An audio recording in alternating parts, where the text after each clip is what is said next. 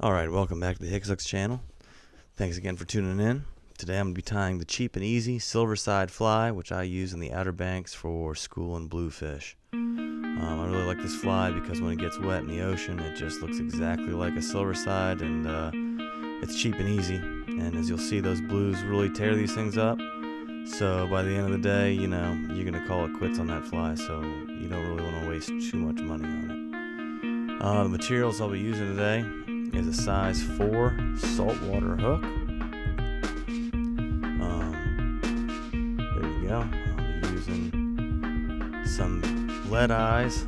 The size really doesn't matter. I'm going to use an intermediate line to cast this thing, so it really just acts as the keel. Some silver, regular Flashaboo, and then some Arctic foxtail, which I find really, undulates in the water a little better than the deer hair does, and this thing really makes the fly come together. So, just start off with your white thread. I'm using saltwater thread here, and you're going to wrap it, start up the top, and you're going to wrap all the way down and all the way back up. And honestly, the only reason I'm wrapping this all the way down and all the way back up is because this is the middle of the fly, and the middle of the Silversides is just one white line.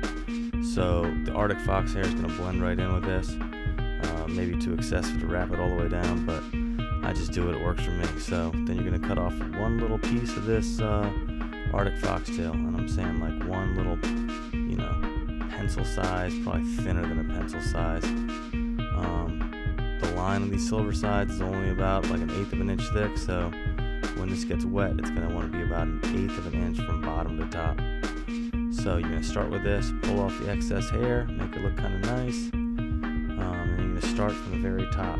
All of the ties for this fly are up at the top by the eyes, behind the hook eye. So you're just going to wrap this on, and this is going to be a nice little base for your lead eye. If you're going to be tying on a bigger lead eye, you might want to put a little bit more hair just to kind of help cushion that between the hook and the eye when you strap it down. But basically just, a little above halfway down the hook shank, and then you're going to tie your eyes on, and just go ahead, cinch these suckers on nice and tight.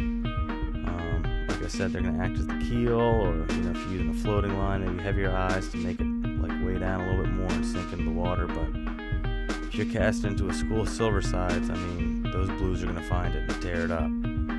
So that's the whole body and the tail right there. Now I'm going to take the silver Flashaboo, and I'm going to get about 15 pieces of this, maybe, a rough estimate.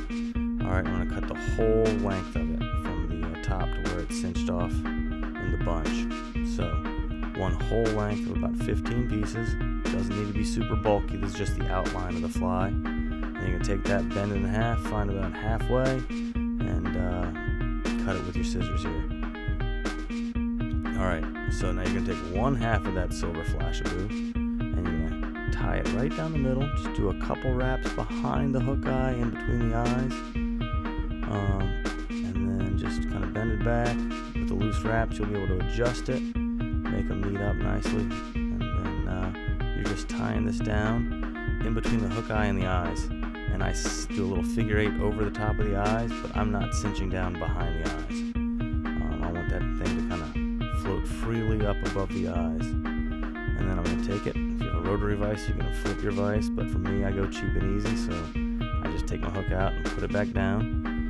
And same thing. Take the rest of that Flashaboo, a couple loose wraps around the middle of it, even it out, make sure you're about the same length. Then you're going to pull that back over. And same thing, you're going to tie behind the hook eye and in front of the eyes, and then some figure 8 wraps over top of the eyes right there, and then whip finish it, or a couple half hitch knots is what I like to do. You're welcome to use glue, but I'm telling you, my fly lasts the whole time, and the school of blues will just tear it up, so I wouldn't put too much effort into it after that.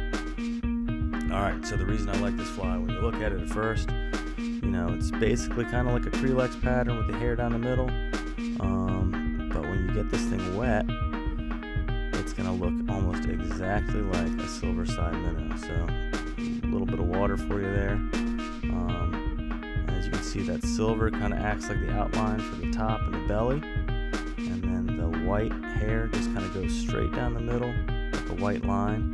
And if you throw that in there, that's going to be about the same exact side. Those Silversides, or spearing, I guess they call them up in the Northeast. But that's my favorite fly, and good luck, guys. Tight lines to you. Don't forget to subscribe. Thanks again for tuning in to the Hicks Hooks channel.